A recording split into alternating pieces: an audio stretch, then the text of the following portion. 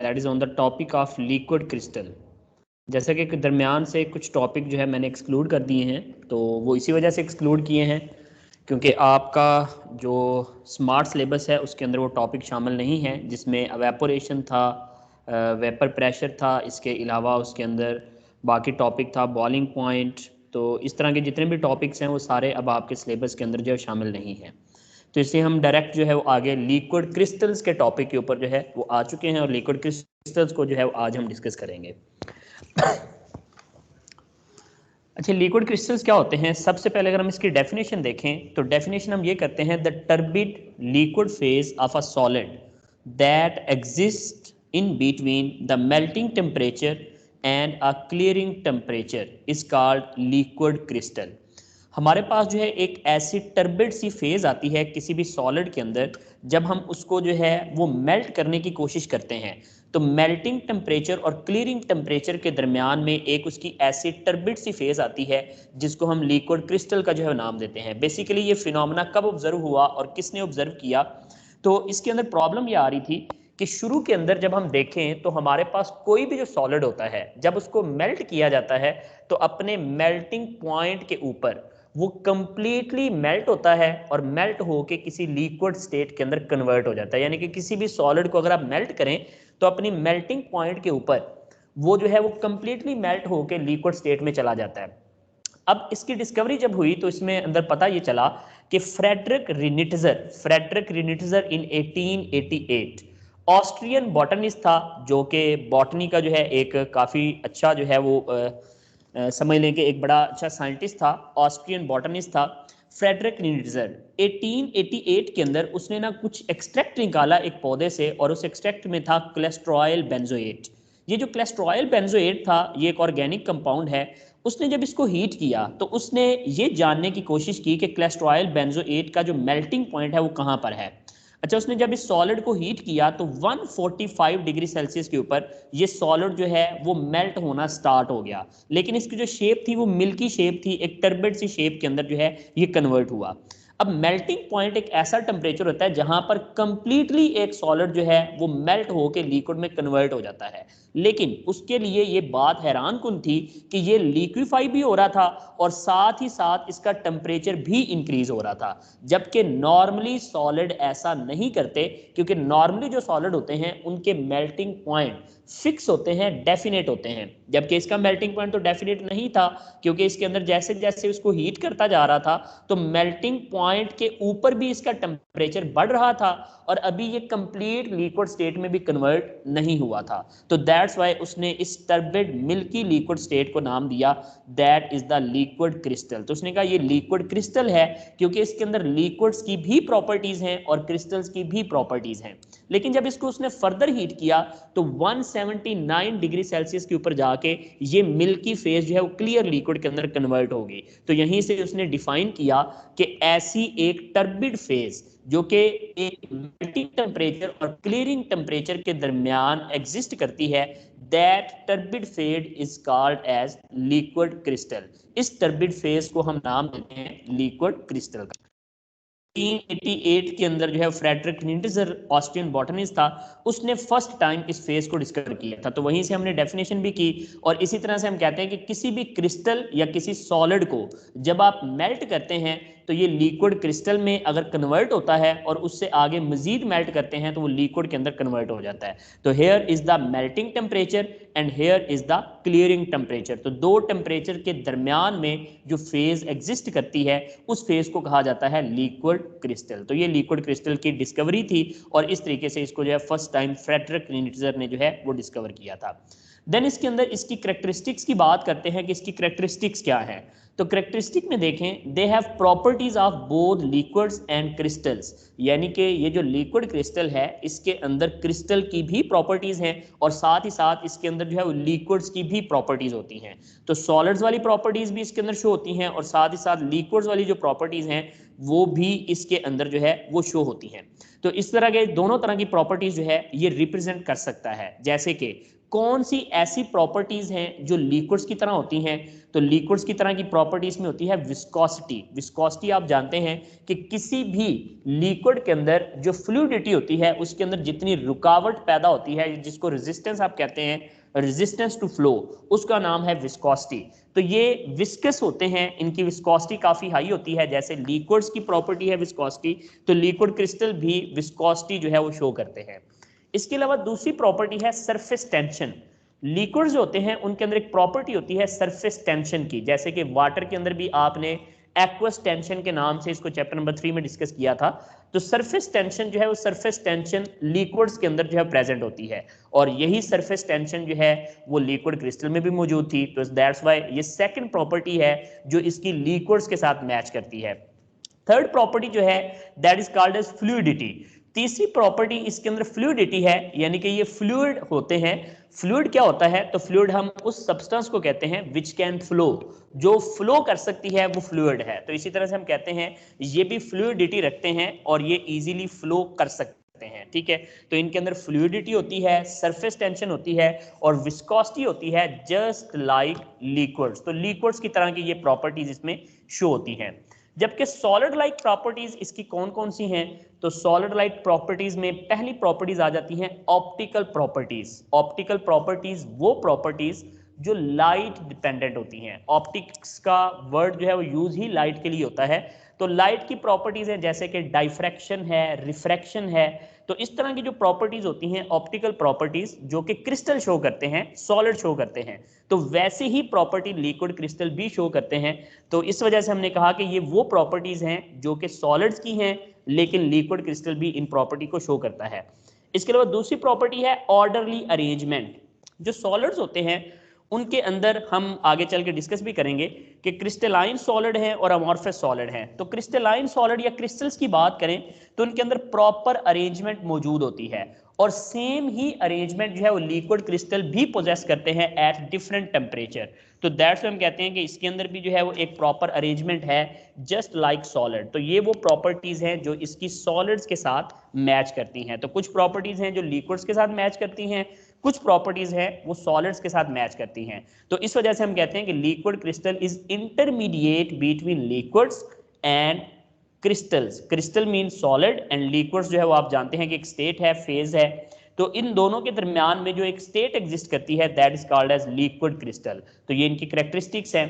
Then इसके बाद characteristic से आगे अगर हम आ जाएं तो हमारे पास इनकी नेचर के ऊपर जो है बात आ जाती है कि जो लिक्विड क्रिस्टल हैं, लिक्विड्स हैं और सॉलिड्स हैं, इनकी नेचर किस तरह की होती है। तो देखिए नेचर के अंदर मैंने पहला पॉइंट लिखा, लिक्विड्स आर आइसोट्रोपिक। जो प्योर लिक्विड्स होते हैं ना वो आइसोट्रोपिक होते हैं। ये मैं आगे बताता हूं कि आइसोट्रोपिक क्या होते हैं। दूसरी बात है सॉलिड्स। सॉलिड्स यानी कि क्रिस्टल्स आर आइसोट्रोपिक एंड एनआइसोट्रोपिक। जो सॉलिड होते हैं ना, जो क्रिस्टल्स होते हैं, वो आइसोट्रोपिक भी हो सकते हैं और एनआइसोट्रोपिक भी हो सकते हैं। जबकि जो लिक्विड क्रिस्टल्स हैं दे आर ऑलवेज एनआइसोट्रोपिक। तो नेचर के बारे में याद रखना है आपने कि liquids are isotropic in nature, solids are maybe isotropic or maybe anisotropic, while the liquid crystals are always anisotropic। जो liquid crystal हैं ये हमेशा anisotropic in nature हैं। What is anisotropy? Anisotropy क्या है? Anisotropy is the phenomena in which a substance shows variation in certain physical properties depending upon direction is called as anisotropy। एनाइसोट्रोपी एक ऐसा phenomena है जिसके अंदर सब्सटेंसेस अपनी फिजिकल प्रॉपर्टीज में वेरिएशन शो करते हैं बाय चेंजिंग द डायरेक्शन। जैसे कि ग्रेफाइट की अगर हम बात करें ना, तो ग्रेफाइट के अंदर आपने पढ़ा था चैप्टर 1 के अंदर कि उसके अंदर लेयर्ड स्ट्रक्चर होता है, कार्बन की लेयर्स बनी होती हैं। अच्छा, जो कार्बन की लेयर्स बनी हैं उनके दरमियान में फ्री इलेक्ट्रॉन्स होते हैं। अब उनके दरमियान में जब फ्री इलेक्ट्रॉन्स होते हैं ना, तो अगर आप उसके parallel to the layer current pass करें तो उसमें से करंट पास हो जाता है। इसका मतलब है पैरेलल टू द लेयर वो कंडक्टर है। लेकिन अगर आप perpendicular to the layer current pass करने की उसमें से कोशिश करें तो करंट उसमें से पास नहीं होता। इसका मतलब है हमने जस्ट क्रिस्टल की डायरेक्शन चेंज की और उसकी प्रॉपर्टी में चेंज आ गया। कौन सी प्रॉपर्टी में? तो इलेक्ट्रिकल कनेक्टिविटी में चेंज आ गया। तो इसलिए हम कहते हैं कि वो प्रॉपर्टीज जो डायरेक्शन के चेंज करने से चेंज हो जाती हैं उन प्रॉपर्टीज को कहते हैं एनाइसोट्रोपिक प्रॉपर्टीज। और ऐसी सब्सटेंसेस जो डायरेक्शन के चेंज करने से अपनी प्रॉपर्टीज को चेंज करती हैं उनको हम बोलते हैं कि उनकी नेचर एनाइसोट्रोपिक है। जबकि आइसोट्रोपिक क्या होते हैं? तो आइसोट्रोपिक मींस कि ऐसी सब्सटेंसेस जो अपनी फिजिकल प्रॉपर्टीज में कोई चेंज शो नहीं करती bye variation in the direction. Direction change करने से वो अपनी प्रॉपर्टीज के अंदर वेरिएशन शो नहीं करते। जैसा कि लिक्विड्स होते हैं, तो लिक्विड्स के केस में आप किसी भी डायरेक्शन के अंदर कोई भी उसकी प्रॉपर्टी चेक करें तो उनकी प्रॉपर्टीज में कोई फर्क नहीं पड़ता, तो इसे हम कहते हैं they are isotropic in nature. While solids isotropic भी होते हैं और एनाइसोट्रोपिक भी, जबकि लिक्विड क्रिस्टल हमेशा क्या होते हैं? एनाइसोट्रोपिक इन नेचर होते हैं। देन इसकी हम टाइप्स की बात करते हैं, तो टाइप्स के अंदर देखिए हमारे पास जो है वो डिपेंड करती है नेचर ऑफ ऑर्डरिंग के ऊपर, कि नेचर ऑफ ऑर्डरिंग या उसके अंदर जो ऑर्डरली अरेंजमेंट है उनकी नेचर में क्या फर्क है। तो नेचर ऑफ ऑर्डरिंग के ऊपर हम इसके टाइप्स बता सकते हैं। तो there are 3 types of liquid crystal. First one is called as symmetric, second one is called as nematic and third one is called as cholesteric। तीनों के अंदर क्या डिफरेंस है? सिमेट्रिक के अंदर अगर आप देखें तो यहाँ पर प्रॉपर अरेंजमेंट मौजूद है, जैसे कि ये देखें ये liquid crystal rod like structures हैं, तो रॉड लाइक स्ट्रक्चर्स बिल्कुल ऐसे ऑर्डर के अंदर अरेंज हैं, आपस में लेयर्स के अंदर भी अरेंज्ड हैं और एक लेयर दूसरी लेयर के साथ भी जो है प्रॉपर अरेंजमेंट में है। तो this arrangement is called as symmetric arrangement. दूसरी अरेंजमेंट कहलाती है निमेटिक। निमेटिक के अंदर देखें कोई प्रॉपर अरेंजमेंट नहीं है, कोई लिक्विड क्रिस्टल जो है थोड़ा सा ऊपर है, कोई रॉड लाइक स्ट्रक्चर थोड़ा नीचे है, तो कोई भी प्रॉपर अरेंजमेंट जो है निमेटिक के अंदर मौजूद नहीं है। जबकि जो तीसरी टाइप है that is called as cholesteric. Cholesteric type के जो लिक्विड क्रिस्टल होते हैं इनमें देखें तो आपस के अंदर एक जो लेयर है ना वो तो प्रॉपरली अरेंज है, जैसे ये लेयर प्रॉपरली आपस में अरेंज है, लेकिन दूसरी लेयर के साथ जो है इनकी कोई प्रॉपर अरेंजमेंट नहीं होती, तो इसलिए हम इनको कहते हैं this is the cholesteric type of liquid crystal. तो लिक्विड क्रिस्टल की ये 3 टाइप्स हैं जो इनके ऑर्डरिंग के ऊपर या अरेंजमेंट के ऊपर जो है डिपेंड करती हैं। तो पहली कहलाती है सिमेट्रिक, दूसरी कहलाती है निमेटिक और तीसरी कहलाती है कोलेस्टेरिक। अब इसके बाद लास्ट के ऊपर इसके यूजेस हैं, और uses of liquid crystal long question में बड़ी दफ़ा आते हैं, तो लॉन्ग क्वेश्चन के तौर पर आपने इनको प्रिपेयर करना है। यूजेस ऑफ लिक्विड क्रिस्टल में सबसे पहला यूज है as temperature sensor. Like solid crystals, liquid crystals can diffract light. इनके अंदर अभी हमने पढ़ा कि लिक्विड क्रिस्टल बिल्कुल सॉलिड क्रिस्टल की तरह लाइट को डाइफ्रैक्ट कर सकते हैं। When one of the wavelength of white light is reflected from a liquid crystal, it appears colored। जब white light में से कोई एक वेवलेंथ जो है वो रिफ्लेक्ट होती है तो वो कलर हमें जो है वो अपीयर होता है। As the temperature changes, the distance between the layers of the molecules of liquid crystals change। जैसे ही टेम्परेचर चेंज होता है तो मॉलिक्यूल्स की जो लेयर्स हैं उनके दरमियान में जो डिस्टेंस है, जो गैप है, वो आहिस्ता आहिस्ता कम भी हो सकता है, ज़्यादा भी हो सकता है। टेम्परेचर बढ़ाने से वो गैप बढ़ता जाता है, टेम्परेचर कम करने से गैप कम होता जाता है। Therefore they reflect light changes accordingly. और जैसे ही उनके दरमियान ये गैप चेंज होता है तो उनकी जो डाइफ्रैक्शन की प्रॉपर्टी है वो चेंज हो जाती है, और उसी तरह से जो लाइट वो एमिट करते हैं उस लाइट का कलर चेंज हो जाता है। Thus liquid crystal can be used as temperature sensors. इसी वजह से लिक्विड क्रिस्टल को टेम्परेचर सेंसर्स के तौर पर इस्तेमाल किया जाता है। जहां पर टेम्परेचर वेरिएशन आ रही होती है वैसे वैसे लिक्विड क्रिस्टल अपना कलर जो है वो चेंज करता जाता है, तो इससे हमें पता चल जाता है कि यहाँ पर कोई टेम्परेचर की वेरिएशन जो है वो यहाँ पर हो रही है। दूसरा है to find potential failures as room thermometer. तो दो इसमें एप्लीकेशन है, एक तो पोटेंशियल फेलियर मालूम करने के लिए और दूसरा रूम थर्मोमीटर्स के लिए भी ये यूज किए जाते हैं। Liquid crystal are use to find the point of potential failure in electrical circuits. जो इलेक्ट्रिकल सर्किट्स होते हैं ना, जैसे आप मोबाइल की किट्स की बात करें, इसी तरह से जो छोटे छोटे कार्ड्स होते हैं, मेमोरी कार्ड होते हैं, इसके अलावा जो कंप्यूटर की चिप्स होती हैं, उन चिप्स के अंदर जो इलेक्ट्रिकल सर्किट लगे होते हैं वो इंतहाई छोटे और इंतहाई बारीक सर्किट होते हैं जो आम आंख से नजर नहीं आते कि इलेक्ट्रिकल सर्किट में कहां पर शॉर्टेज हुई है और कहां पर कोई ब्रेकडाउन जो है वो हो चुका है। अब उसको ऑब्जर्व करने के लिए क्या किया जाता है, तो उस पूरे सर्किट के ऊपर लिक्विड क्रिस्टल जो है फैला दिया जाता है। अब जैसे लिक्विड क्रिस्टल उसके ऊपर फैलाया जाता है तो वहां से उसको इलेक्ट्रिसिटी ऑन करते हैं। जैसे ही इलेक्ट्रिसिटी ऑन होगी तो इलेक्ट्रिसिटी है मूवमेंट ऑफ इलेक्ट्रॉन, और जिधर इलेक्ट्रॉन्स मूव करना हो स्टार्ट करेंगे वहां पर टेम्परेचर जो है वो चेंज होगा, और जैसे ही टेम्परेचर चेंज होगा तो जो लिक्विड क्रिस्टल है वो उसी तरह से ग्लो करना स्टार्ट कर देगा। जहां पर लिक्विड क्रिस्टल ग्लो नहीं कर रहा होगा तो आइडिया हो जाएगा कि यहां पर पोटेंशियल फेलियर मौजूद है और इससे आगे इलेक्ट्रिक करंट पास नहीं हो रहा। तो इस तरह से जो है पोटेंशियल फेलियर इलेक्ट्रिकल सर्किट्स के अंदर जो है वो डिटेक्ट करने के लिए यूज किए जाते हैं लिक्विड क्रिस्टल्स। दूसरा, रूम थर्मोमीटर्स के तौर पर कैसे इस्तेमाल होते हैं, तो room thermometers also contain liquid crystals with a suitable temperature range. As the temperature changes figures show up in a different colours. तो जाहिर सी बात है जो उन्होंने लिक्विड क्रिस्टल जो है उस टेम्परेचर सेंसर के तौर पर जो यूज़ करते हैं उसी के तरह के रूम थर्मोमीटर्स बनाए जाते हैं जो घरों के अंदर या कमरों के अंदर या हॉस्पिटल्स के अंदर लगे होते हैं। तो वहां पर जैसे ही रूम का टेम्परेचर चेंज होता है तो लिक्विड क्रिस्टल अपने अंदर के मॉलिक्यूल्स के डिस्टेंस को चेंज करता है और डिफरेंट कलर के साथ एक डिफरेंट नंबर जो है वो अपीयर करता है, जिससे आइडिया हो जाता है कि अब यहाँ पर रूम के अंदर जो टेम्परेचर है वो चेंज हो चुका है और पहले से कितना टेम्परेचर का डिफरेंस आया है, या टेम्परेचर बढ़ा है या कम हुआ है। तो उसी तरह से जो है वो टेम्परेचर का आइडिया वहाँ से जो है वो लिया जा सकता है। इसके बाद इसके अंदर मेडिकल डायग्नोसिस है। मेडिकल डायग्नोसिस कैसे किया जाता है, liquid crystal are used to locate the veins, arteries, infections and tumors. The reason is that these part of the body are warmer than the surrounding tissues. Specialists can use the technique of skin thermography to detect blockages in veins and arteries. जो specialist होते हैं वो क्या करते हैं, arteries के अंदर और वेन्स के अंदर अगर कहीं पर ब्लॉकेज हो गई है तो इस ब्लॉकेज को डिटेक्ट करने के लिए भी लिक्विड क्रिस्टल का इस्तेमाल करते हैं। इसको हम थर्मोग्राफी कहते हैं। स्किन थर्मोग्राफी किस तरह से की जाती है, तो इसके अंदर जो है वो इस तरह से होता है कि लिक्विड क्रिस्टल जो है बॉडी के उस हिस्से पर लगाया जाता है जहां पर उनको पता होता है या खतरा होता है कि यहाँ पर कोई वेन या आर्टरी जो है ब्लॉक है। अब आप जानते हैं कि जिस एरिया के अंदर ब्लड सर्कुलेट कर रहा होता है वो एरियाज जो हैं वो बॉडी के वार्मर होते हैं, ब्लड का जो है टेम्परेचर थोड़ा सा ज्यादा होता है।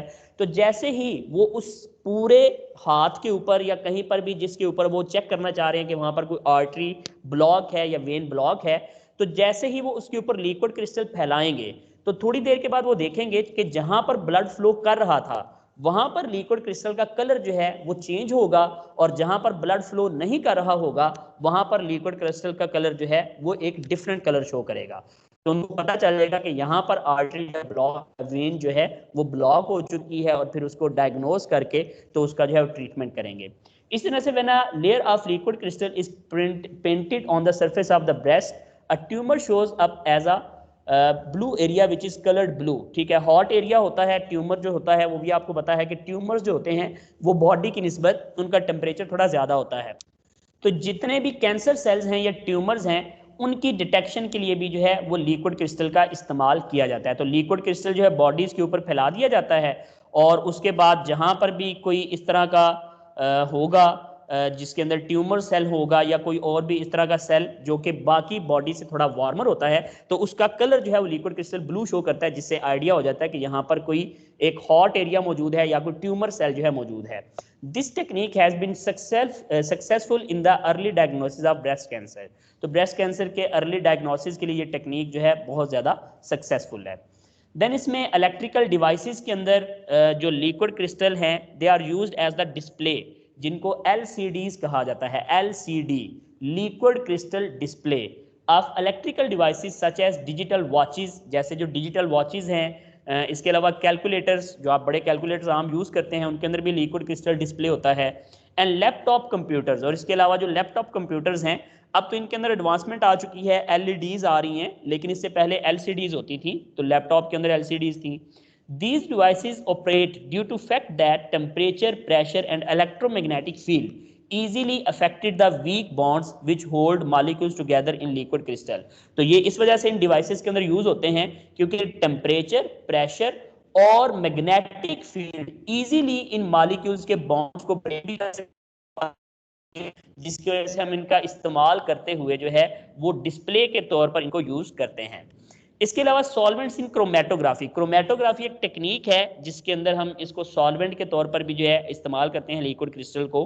इसके अलावा ओसिलोग्राफ एंड टीवी डिस्प्ले, तो टेलीविजन डिस्प्ले जो हमारे घरों के अंदर एलसीडीज पहले यूज होती थी, अब तो एलईडीज हैं, लेकिन पहले एलसीडीज थी। तो liquid crystal display television screen की तौर पर। और ओसिलोग्राफ, ओसिलोग्राफ क्या होता है, तो जिसके साथ जो है वो हार्ट बीट वगैरह मेजर की जा रही होती है।